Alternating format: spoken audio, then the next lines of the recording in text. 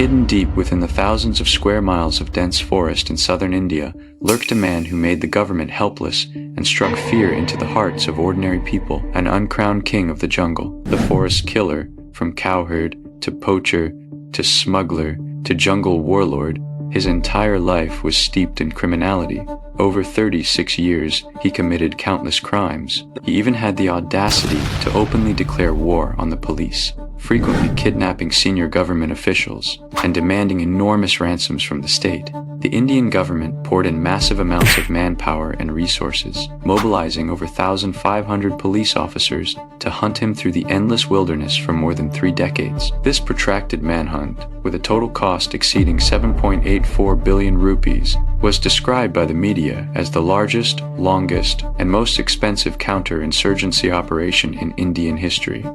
So what exactly was this insane manhunt all about? Let's travel back to 1979 and step into the criminal story of India's most wanted fugitive, Veerappan. Gopinatham is a small village in the southern part of Karnataka, India. It is remote, surrounded by endless forest, and located near a wildlife sanctuary teeming with countless wild animals. In the old days, it was extremely desolate. Villagers could only rely on the forest to survive, living a life of extreme hardship. Today, it has become a tourist attraction where visitors can hike, bike, watch waterfalls, and even feed some of the gentler animals. But this obscure little village, hidden deep in the mountains, first became known to the world through the story we're telling today. Pandira was a kind and highly dedicated forest ranger. He was born on the 12th of September 1954 in Andhra Pradesh, southern India, and spent most of his childhood with his grandmother in the countryside. It was those years of close contact with nature that gave him a deep love for the forest and a determination to protect this green homeland. In 1976, Pandira graduated from Andhra University with excellent grades. 3 years later, he passed the civil service exam and officially became a forest ranger, assigned to the Karnataka Forest Department. The ranger's role was originally just to protect local forest resources and wildlife, but at that time, the forests of southern India were filled with precious sandalwood and rare wildlife like tigers and elephants, which caught the attention of criminals. Poaching was rampant and impossible to stop, so the ranger's duties expanded from forest protection to combating poaching, conducting security patrols, and more. The village where Pandira worked was incredibly poor. The villagers didn't have enough to eat, and even drinking water was a problem. He saw their suffering and took action. He led the construction of irrigation canals and water supply systems, set up mobile medical services, and used his own salary to build over 40 simple houses to shelter the homeless. His selfless acts earned him deep respect from the villagers, but his challenges were far from over. At that time, many criminals were slaughtering elephants in the forest and smuggling ivory for huge profits. Seeing the slaughtered elephants broke Pandira's heart. To fight these brazen poachers, he organized the villagers into a vast intelligence network and compiled a detailed list of poachers. Then, working with the police, he devised a meticulous capture plan and successfully arrested 120 poachers. This achievement made many criminals too terrified to act, but soon he would encounter his lifelong nemesis, the protagonist of today's story, Kusmunisami Veerappan. Veerappan was born on the 18th of January 1952 into a poor family in Gopinatham, Karnataka. The few acres of land he inherited seemed cursed. Nothing would grow. His family often went hungry. As a child, he herded cattle in exchange for food. When he grew older, he followed his father into hunting and soon displayed astonishing talent. He could navigate the vast forest with ease, find hidden prey, and had incredibly sharp vision, able to spot birds from far away. His uncle Salvarag was a notorious poacher. During a hunt, he recognized Veerappan's talent and took him on as an apprentice. In 1962, at just 10 years old, Veerappan shot and killed his first elephant under his uncle's guidance. From that moment, the Pandora's box was opened. At 13, Veerappan began training with firearms. Astonishingly, he seemed born to use a gun. His marksmanship improved rapidly, and within a year, he had become a crack shot. At 17, Veerappan got into a conflict with a fellow villager over a hunting prize. Without hesitation, he killed the man with a machete, disposed of the body, and covered up the crime to fool the police. From that point on, he had officially begun his 36-year career of killing and crime. In 1970, Veerappan joined a poaching ring and became addicted to the enormous profits from ivory smuggling. His hunting grounds expanded to the forests at the junction of Tamil Nadu, Karnataka, and Kerala, a no-man's land where no single state's police force cooperated with the others. Once a criminal crossed into another state, the pursuit would stop. This created a safe haven for criminals, and the area became their stronghold. Police were powerless to stop them. Thousands of elephants once roamed these forests, and countless rare sandalwood trees grew there. But as poachers slaughtered and logged, the numbers plummeted. Veerappan grew rich from selling ivory and sandalwood. To avoid police seizure, he hid most of his money deep in the forest, giving some to his family and villagers. For that, the villagers were deeply grateful, so whenever police made a move, they would tip him off. With such a network of informants, Veerappan grew bolder. On the 27th of August 1983, during a poaching raid, Veerappan brutally killed a forest ranger who tried to stop him. This drew serious attention from local police. Pandira, who had built his own intelligence network, was determined to catch this villain. He worked with police to plan a massive manhunt, laying a dragnet, but Veerappan was no pushover. He had grown up in the forest and knew the terrain like the back of his hand. Whenever police gave chase, he would vanish into the thick jungle. With the villagers' protection, catching him was like finding a needle in a haystack. After 3 years of back and forth, police finally succeeded, using a ruse. Veerappan fell into a trap and was arrested. Just when everyone breathed a sigh of relief, thinking it was finally over, Veerappan somehow escaped from under heavy guard. Later investigations revealed that he had long bribed a police officer to work as an inside informant. He was never afraid of being caught. Pandira was furious. After all that effort, the man had just slipped away. This failure became a thorn in his heart. He made a silent vow, no matter how long it took or how much effort it required, he would bring this monster to justice. After his escape, Veerappan did not lie low. Instead, he grew even bolder. On the 26th of August 1986, he brutally killed Forest Ranger Sitarama in Karnataka. In 1987, he kidnapped and killed Forest Department official Chidambaram. On the 5th of January 1989, he killed 3 forest rangers in a single attack. On the 9th of April 1990, Veerappan openly murdered 4 police officers. These acts were pure madness, sheer arrogance. In addition to clashing with police, he also fought bloody battles with rival gangs, wiping out 5 of their core members in one stroke. This cemented his position as the undisputed kingpin of the poaching world, the king of the forest.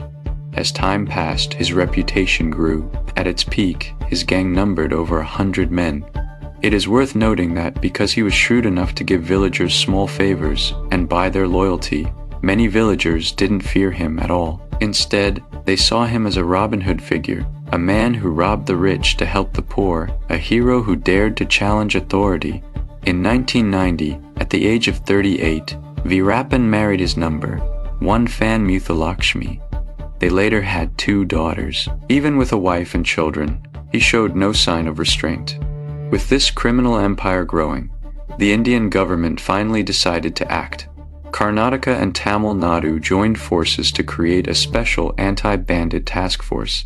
The experienced Pandira was appointed as the assistant commander. Based on past lessons and the unique local situation, he devised a new strategy. Instead of confronting them head-on, he would work to divide the gang from within, winning hearts and minds. In Veerappan's hometown of Gopinatham, Pandira set up nurseries, built temples, planted trees, arranged jobs for villagers, and paid them regular wages.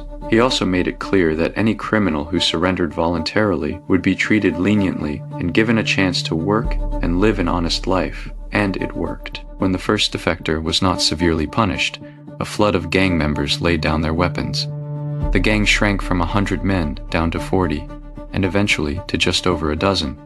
Even Veerappan's own brother defected. To solidify the gains, Pandira hired lawyers for these defectors helped reduce their sentences, and secured their bail. Meanwhile, the task force didn't stop hunting. They carried out a systematic search of the forest, and it paid off. They found large quantities of contraband and cash. These massive losses sent Veerappan into a rage. He had to get revenge. He killed a villager who had been seen with police, cut off his head, and mounted it on a pole as a warning. He also blew up police vehicles, a declaration of war against the government, and it didn't end there. In 1991, he kidnapped the son of a granite quarry owner and demanded a ransom of 10 million rupees. Police eventually negotiated it down to 1.5 million rupees and secured the hostage's release. That successful ransom set a dangerous precedent. Similar kidnappings followed, though these actions caused police considerable trouble. They also revealed Veerappan's desperation. More and more people realized that victory was not far off. In July 1991, Pandira's term with the task force ended. His salary and security were cut. Most people would have walked away and retired, but he just couldn't let go. He volunteered to stay, wanting to see Veerappan brought to justice with his own eyes. That decision came with a heavy price. On the 9th of November 1991, Pandira received a message from Veerappan: "Tomorrow, if you come alone and unarmed to meet me, I will surrender." It was clearly a trap, but Pandira still decided to go. Before leaving, he sent a message to a colleague: "I hope I succeed. I believe God is on our side." But reality was cruel. The next morning, as he crossed a stream outside Gopinatham, he was shot and killed. Veerappan then appeared, cut off his head as a trophy, and fled. The 37-year-old forest ranger's brilliant but short life had come to an end. Many mourned his death. Some said Pandira was foolish. How could he trust the word of a demon like Veerappan? But those who knew him understood Pandira was not stupid. He was too kind. He genuinely wanted to save more people, even if it meant risking his own life. He was a true hero. To honor his bravery, the government posthumously awarded him a medal, declared the 10th of November as Forest Martyrs' Day, and built a monument in his memory near Gopinatham. Even today, many people visit to pay their respects. After Pandira's death, the triumphant Veerappan grew even more reckless. He began attacking police stations, setting traps for officers, and killing any villager suspected of being an informant. In 1993, the Indian government had had enough. They deployed the Indian Border Security Force to join the manhunt, but in one firefight, police were caught off guard and suffered over 20 casualties. The operation ended in disaster. Still, police efforts were not entirely in vain. Under sustained pressure, Veerappan's gang continued to shrink until only 5 core members remained. The government pressed the advantage, offering a massive bounty of 50 million rupees.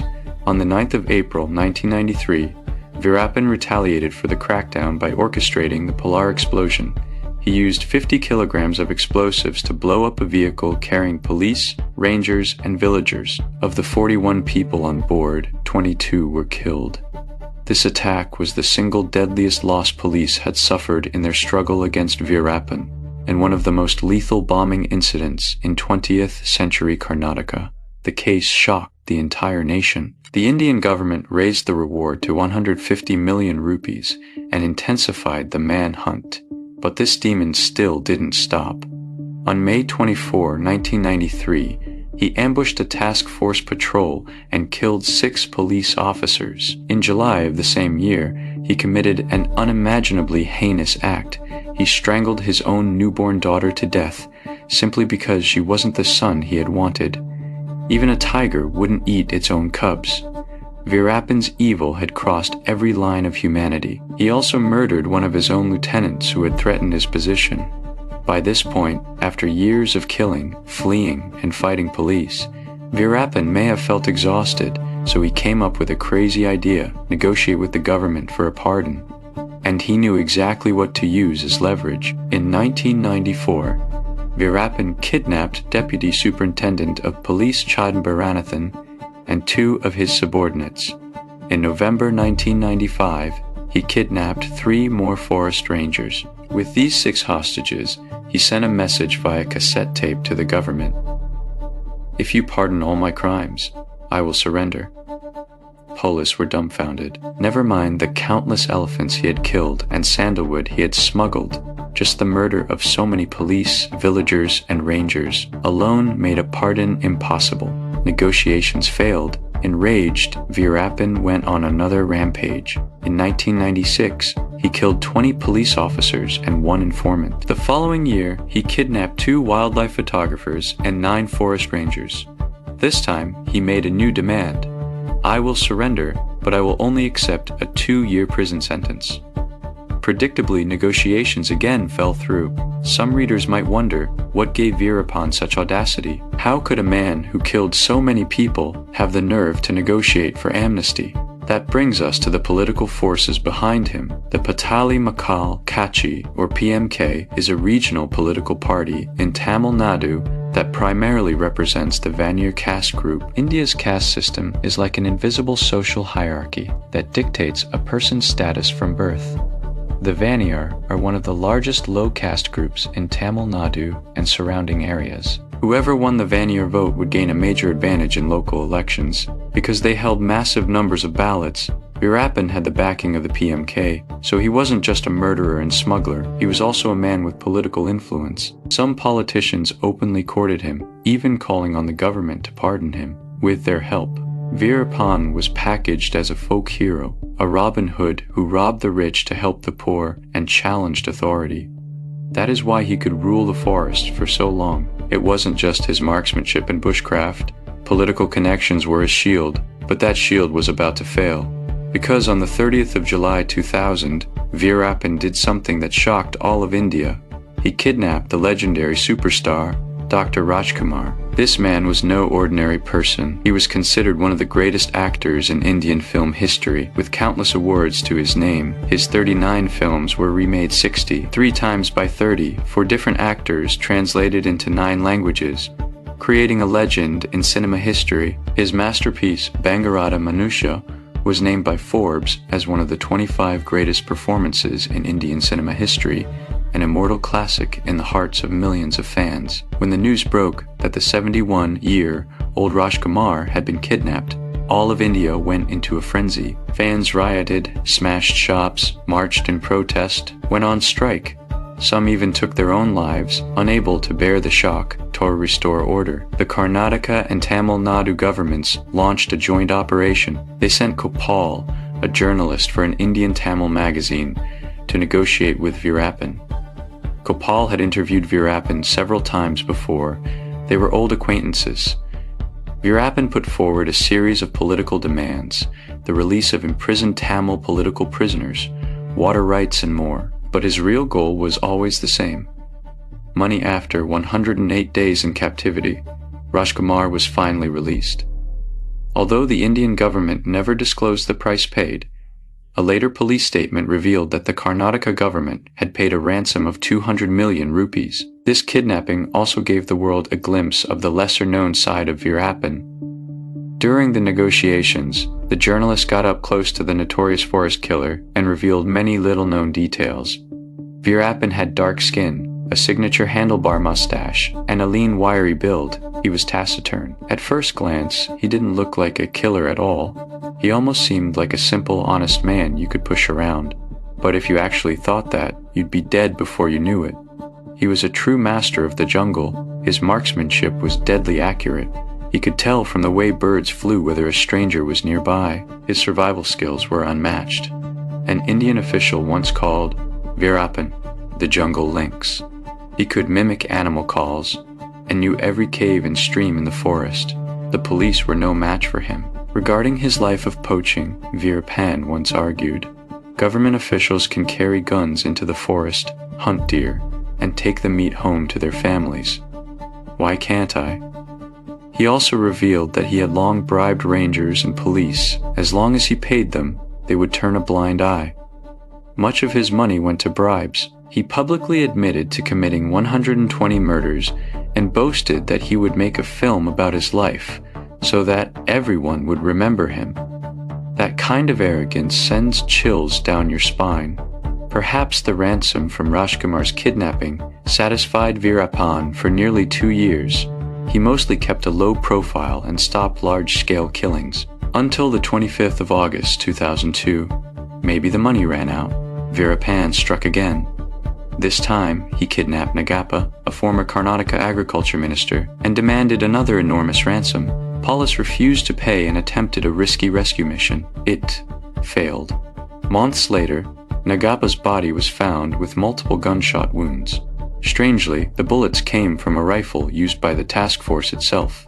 Whether Veerappan had stolen the weapon or Nagappa had been killed in crossfire, no one could say for sure. The whole nation's eyes were now fixed on Veerappan. The reputation of the government and police hung in the balance. If they couldn't bring him to justice soon, the consequences would be disastrous.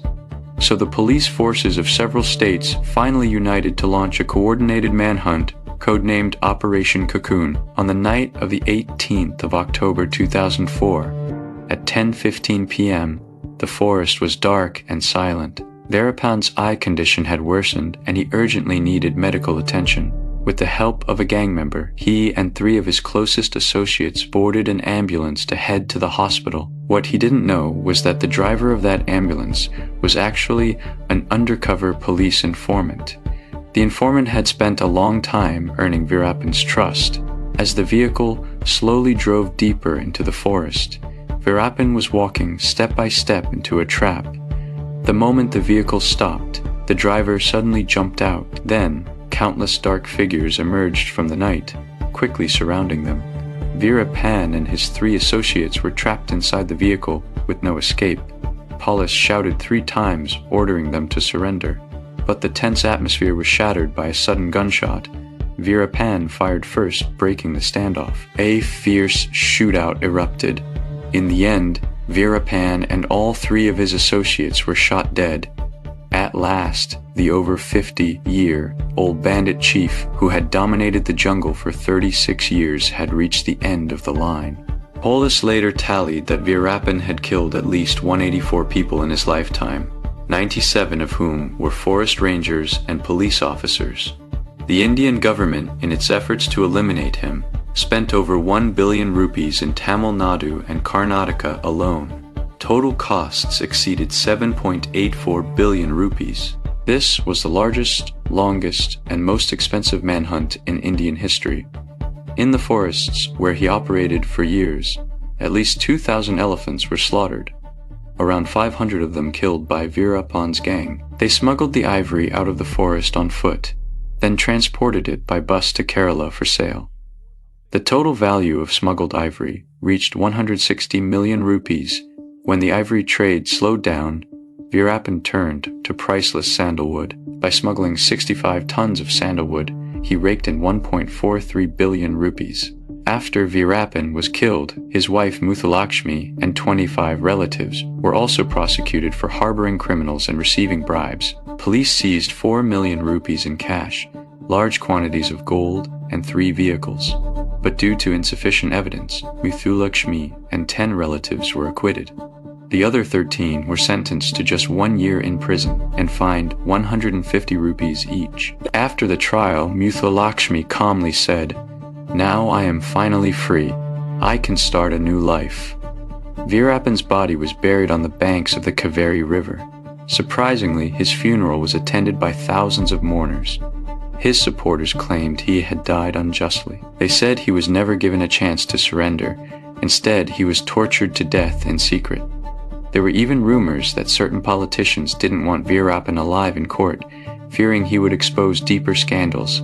When Pandira's father learned of Veerappan's death, he was deeply moved. In Veerappan's hometown of Gopinatham, people set off firecrackers, raised their glasses, and celebrated finally releasing years of pent-up anger and fear.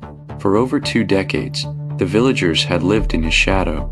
They feared entering the forest. Their farm produce couldn't be sold because of his terror. The entire village was trapped in an invisible cage. Now the name that had haunted their nightmares had finally become history. News of Veerappan's death spread across the nation. Indian media rushed to report it, calling it the death of a demon. Thousands of people celebrated the end of this era of evil. However, not everyone viewed Veerappan as a merciless criminal. On the 25th of April 2013, at a youth cultural festival, some supporters actually praised him as a youth icon trying to whitewash his crimes. This outrageous behavior infuriated victims' families and law enforcement, and was strongly condemned by then Tamil Nadu Chief Minister J. Jayalalitha. Despite the ongoing controversy, Veerappan's story has been adapted into films and books time and again. If you are interested, you can check them out. One interesting footnote: after Veerappan's death, many villagers ventured deep into the forest in search of the treasure he was rumored to have buried. Although no one has ever found it over the years, the treasure hunt continues. Some seekers even traveled from far away, but all returned empty-handed. Whether the so-called treasure actually exists, no one really knows.